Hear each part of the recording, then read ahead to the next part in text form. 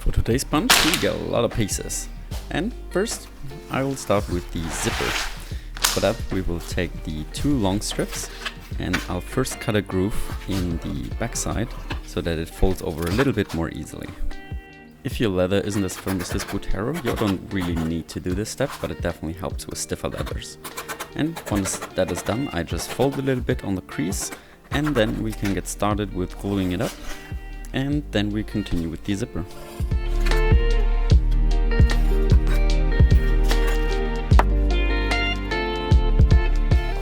After gluing everything shut, I also punch it down with the hammer to make sure it's nice and smooth and it also really holds properly.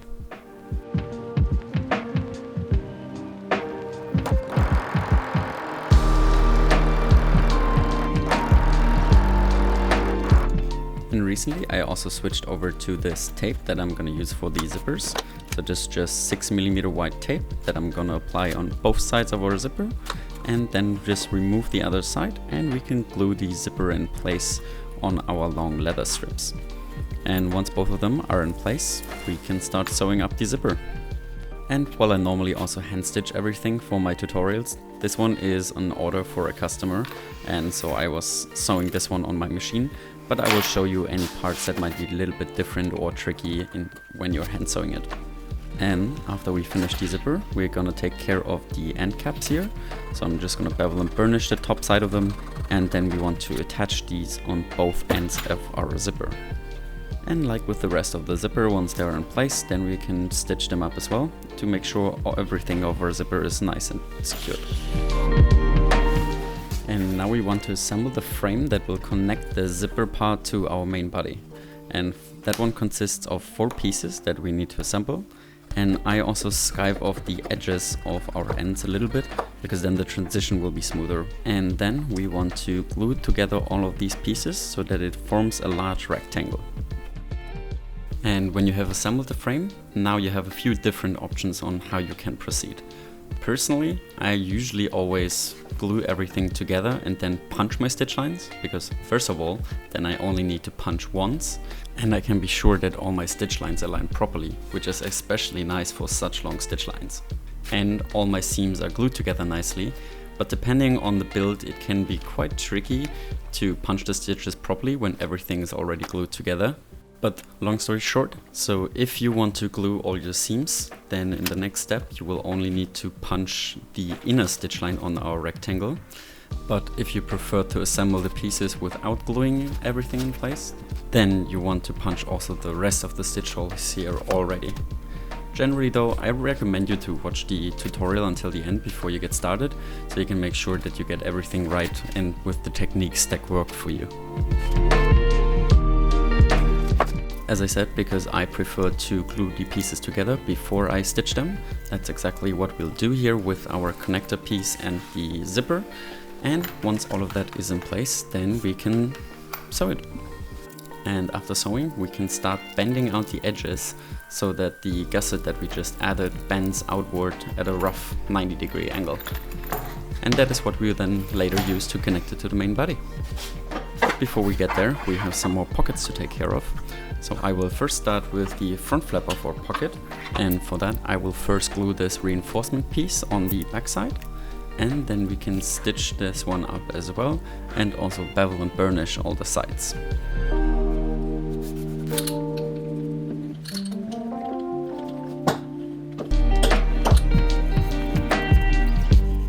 And while I'm already at beveling and burnishing, I will also bevel and burnish all the other parts that we will need for our pocket.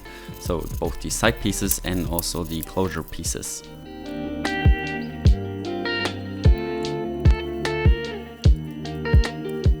And for the closure, I will first start with this flap. We will add some holes to it like we would on a belt, and then we can also adjust our pocket closure later on. And then on our short piece I will just add a buckle, and on the other side we can then add our back lock.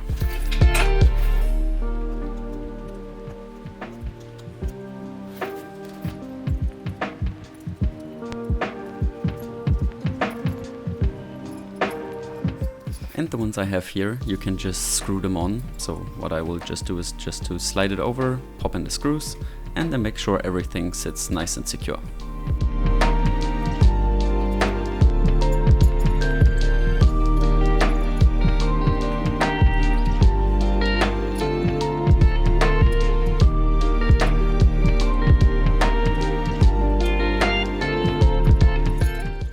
once that is in place, we can just slide it over, put in the buckle, and it's good to go. Then we can attach that later to the pocket. But first I will take care of the other side of the backlog, where I just have this small cover piece, and we can add that on top of our front pocket so that later on none of the metal pieces from the back side are visible inside your bag. And I'll just add some white glue, and then we can glue that on our front pocket. And as always, once that is dry, we stitch it in place.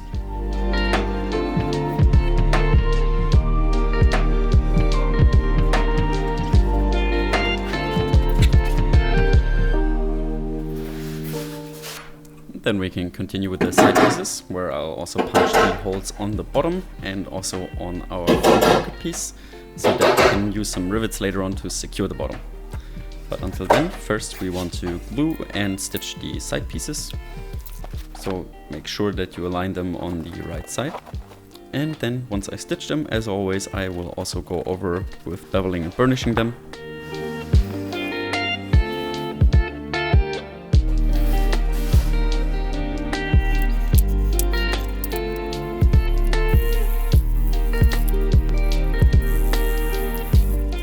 And then I will use my bone folder to open up the edges again, so that the side pieces sit on a right angle to our front pocket.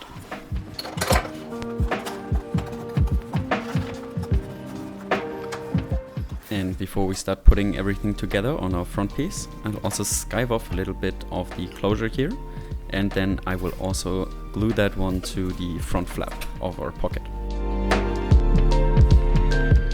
And for this one I'll also use the tape again, because it makes my life just a little bit easier. And then we can start assembling our front pocket, and for that we will need our front piece. And I will first attach our front flap, then we sew this one in place, and then we continue with the rest of the front pocket. And if you check out the pattern, you will notice there's also an additional compartment in the front pocket, and this customer didn't want it, so I did leave it out for this video, but it's quite straightforward. So if you also want to add the small compartment for stuff like your phone or headphones, then you also want to add this now before we attach the front pocket to our front piece.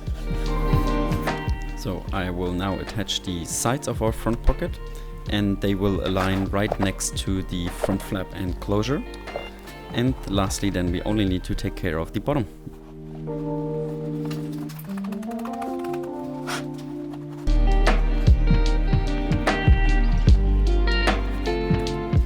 And now, after we've taken care of our front piece, I will do some preparation for our back piece.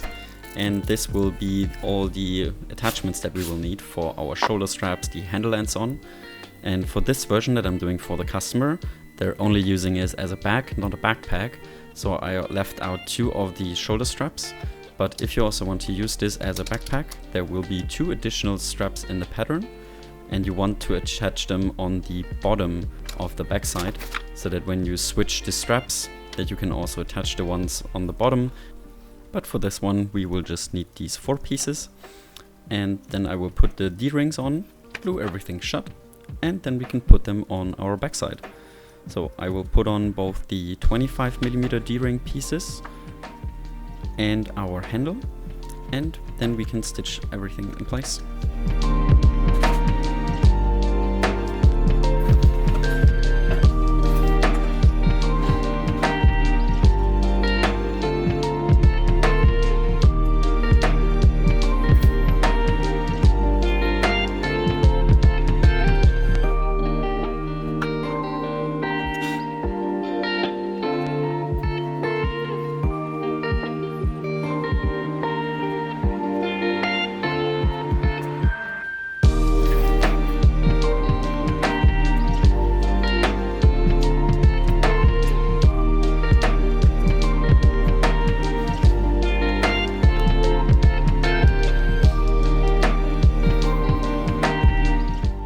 The smaller strip will sit next to the zipper, because personally I prefer wearing shoulder bags with one attachment option on the side rather than just on the back side. But technically these ones are also optional if you don't want them, because I'm sewing this one on a machine, I will now already punch the holes next to the zipper so that we can attach them, but I will not attach them just yet because with the sewing machine it will get kind of tight.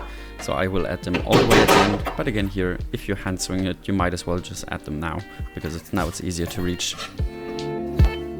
Now that we have prepared both the front and the back side, we can start assembling everything. So for that, I will go back to our front piece and also glue down the last side of our front pocket. And once we have that, we can then also start to prepare our bottom.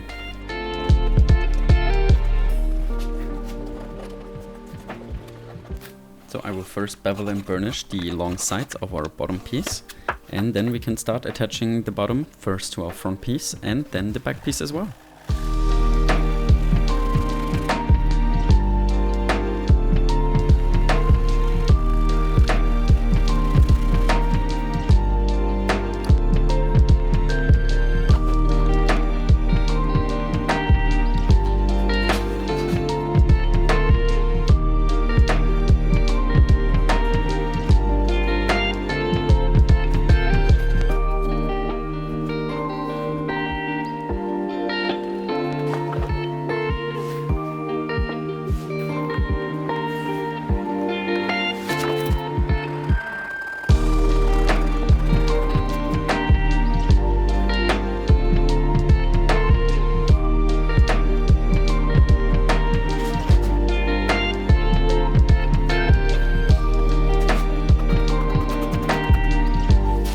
And now it's actually starting to look like a bag.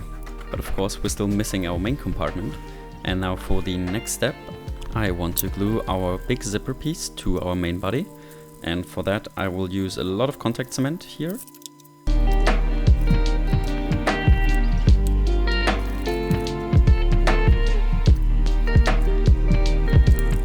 And to make sure pieces are only gluing together where I want them to and not somewhere else by accident, I like to use a towel on the pieces that I'm currently not gluing and then just remove it piece by piece.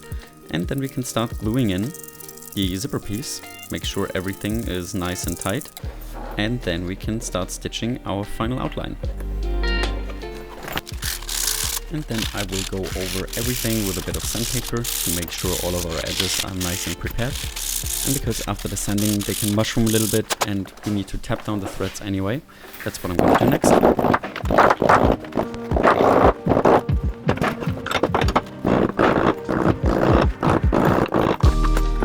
And now we're actually moving towards the finish line. So now we need to bevel and burnish all of that, of course, and that's going to take some time. But then the only part missing is we need a shoulder strap for our bag. Or in case if you want to use it as a backpack, you're going to need to make 2 of them.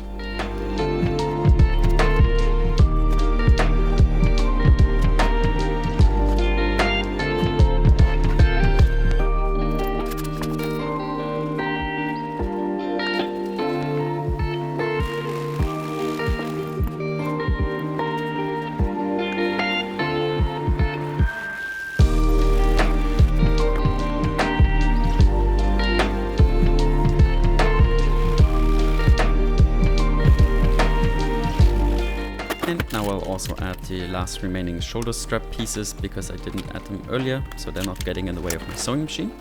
But after I secured them, I will also add the 2 additional rivets on the bottom of our front pocket. And I'll just insert a wooden post or something similar, as long as it's a rectangle that you have. Just put it in there and then we can secure the rivets from outside. And now, lastly, we're gonna make the shoulder strap. And again, if you want to use this as a backpack, you're gonna need to make 2 of these. But because I just need it for a bag, so I only need to do 1, where I will first add the swivel hook on one end, then we're gonna wrap everything through our slider, and then also secure it on the end of that slider and sew everything together. And there you go, you have your finished bag. Now the only part missing is you actually need to put in your belongings and show it off to your friends and family. And as always, I hope you really liked the video. If you did, consider leaving a like or subscribe to my channel if you want to see more patterns in the future. And with that, I would say, hope to see you next time.